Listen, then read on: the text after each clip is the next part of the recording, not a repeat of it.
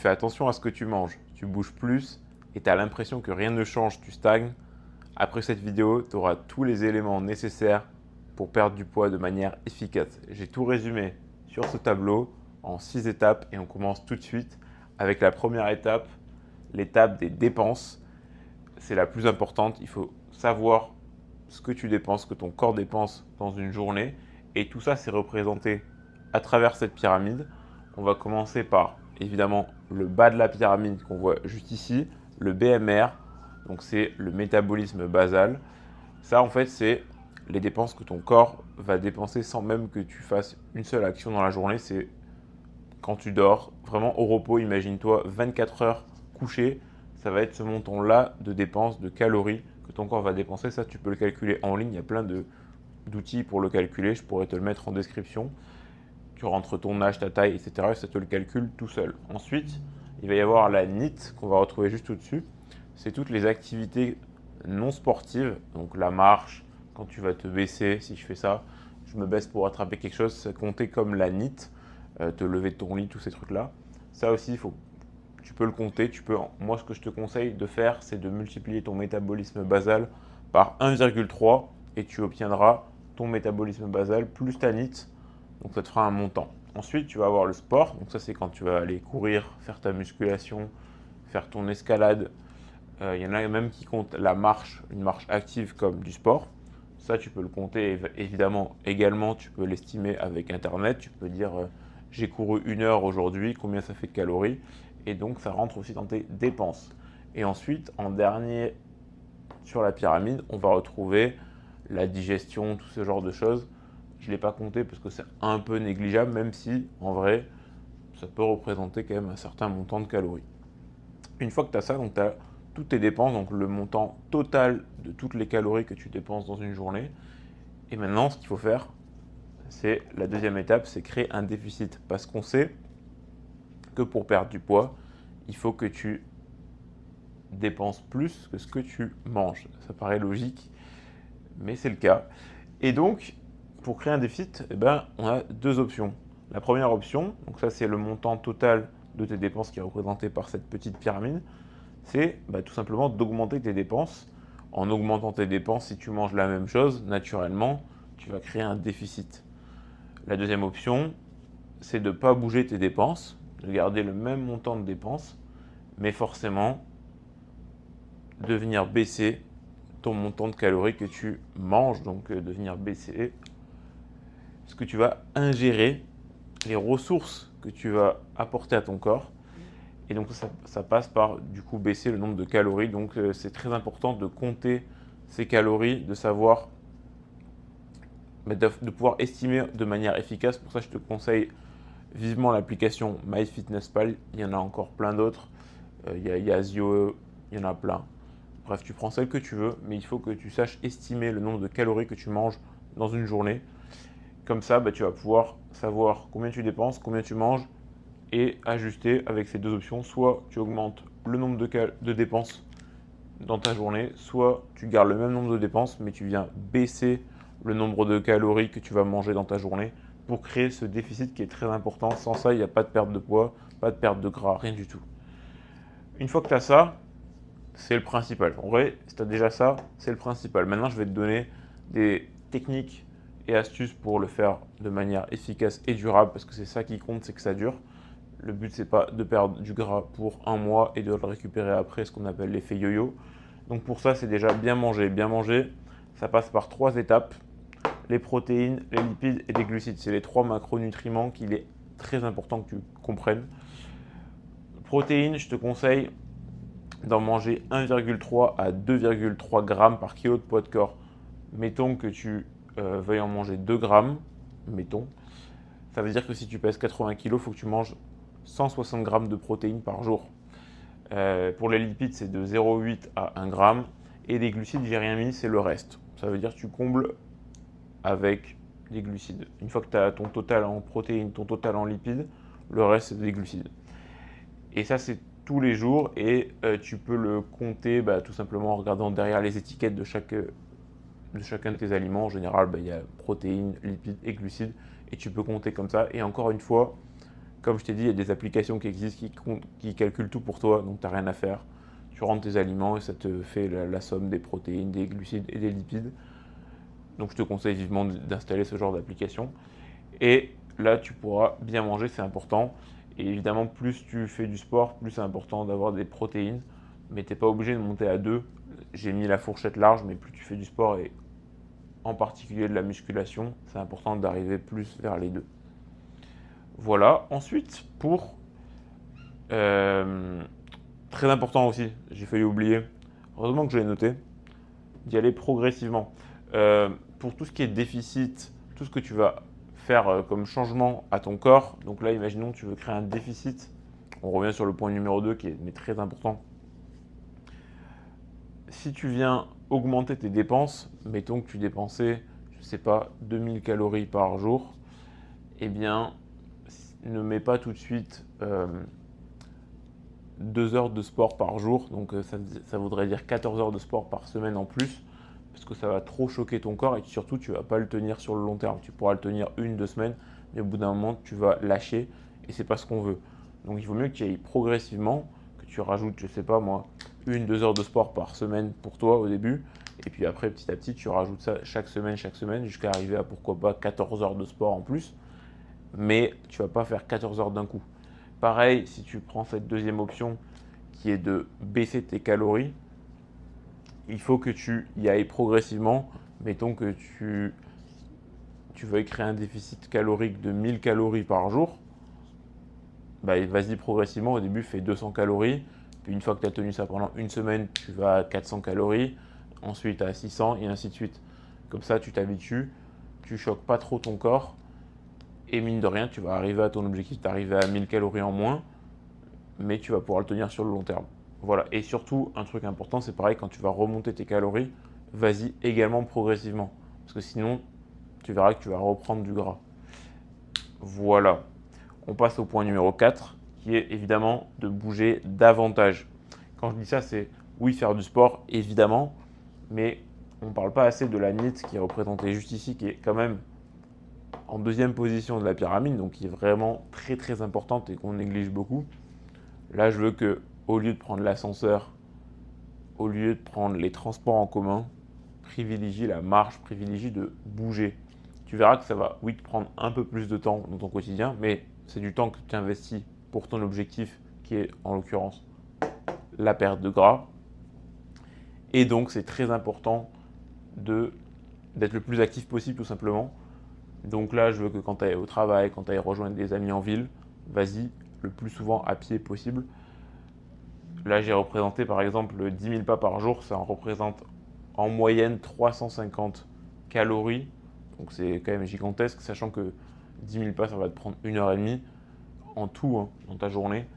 Évidemment, prendre les escaliers, c'est mieux que prendre l'ascenseur, tu l'auras très très bien compris.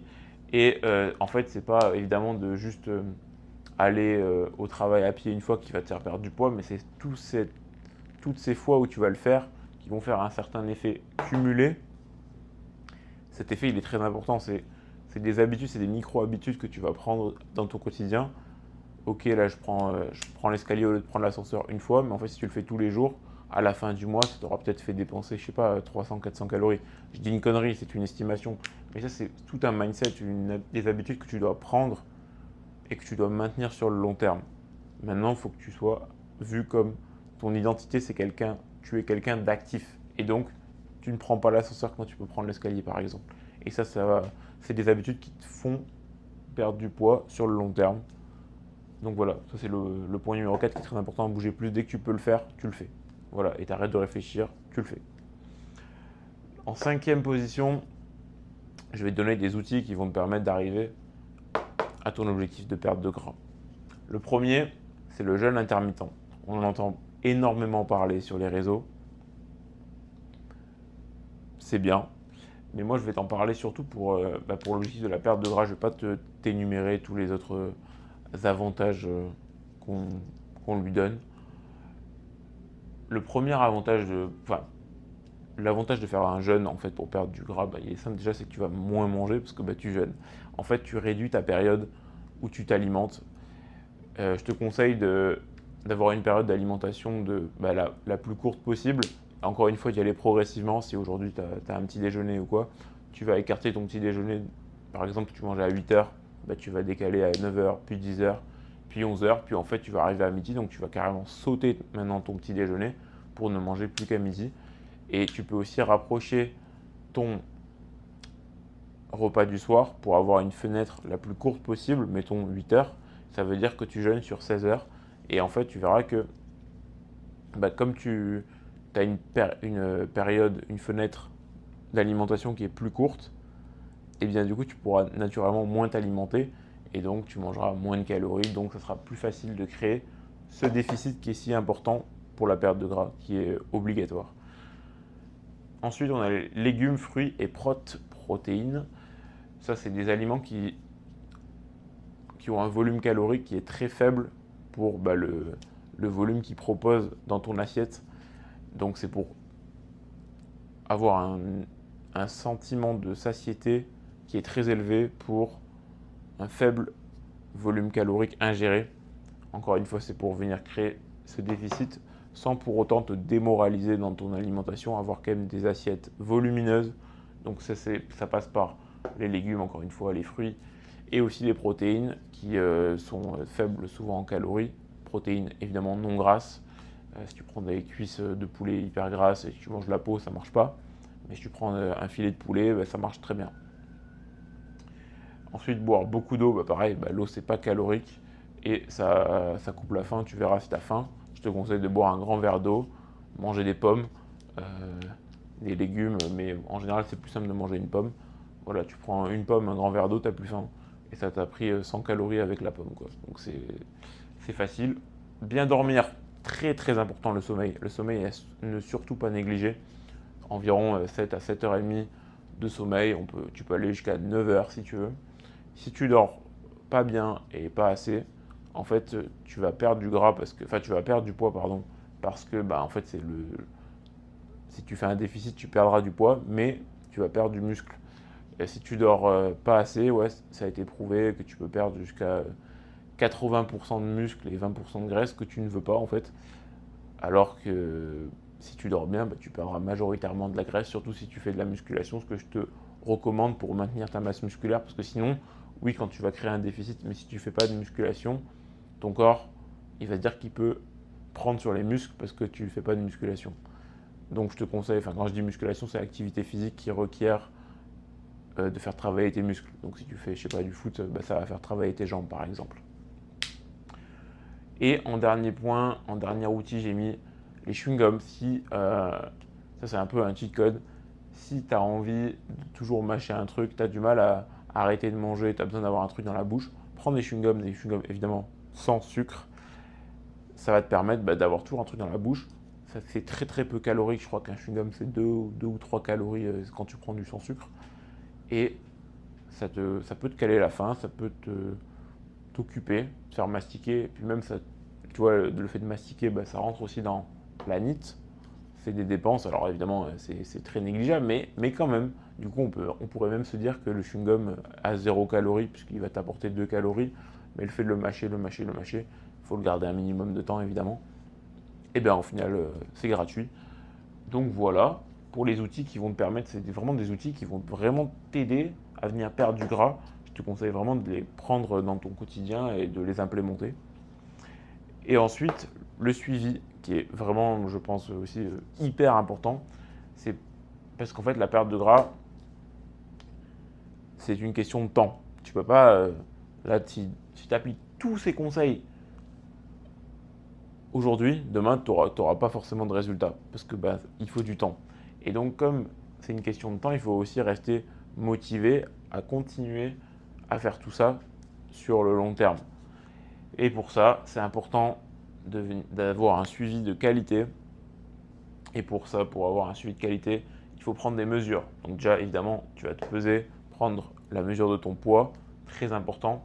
Prendre des photos un peu sur tous les angles, tout ce qui t'intéresse, de dos, de face, de profil.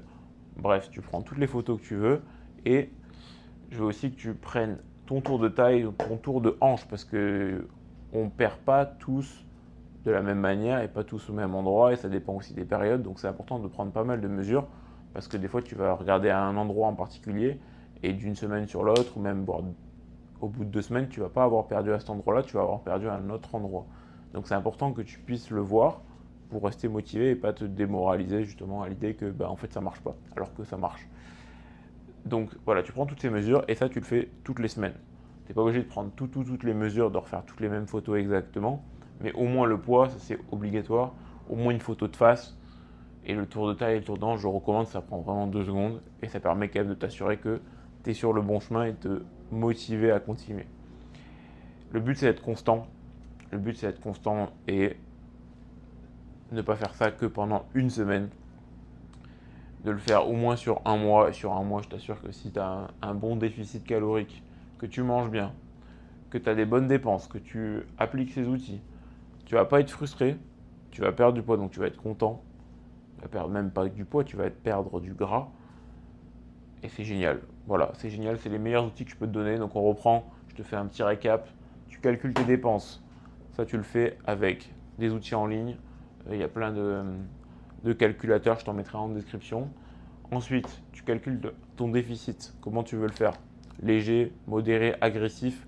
En fonction de cela, tu as un total calorique que tu vas manger par jour. Ou alors tu viens augmenter tes dépenses, mais dans tous les cas, tu es obligé de calculer le nombre de calories que tu veux manger par jour pour justement créer ce déficit, que c'est toi qui vois à quel point tu veux qu'il soit agressif. Ensuite, tu t'assures de bien manger. Dans ton total calorique, tu estimes combien tu vas manger de protéines, de lipides et de glucides. Tu cherches à bouger le maximum, vraiment le maximum. C'est pas mettre du sport, c'est juste être actif le maximum. Voilà, donc marcher beaucoup, c'est le plus simple. Pas prendre trop les transports en commun. Tu implémentes le maximum d'outils que je t'ai dit.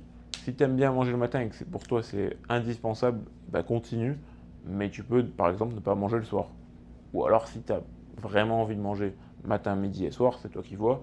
Mais je te conseille d'implémenter légumes, fruits, protéines, eau, bien dormir et des chewing-gums si tu en as besoin.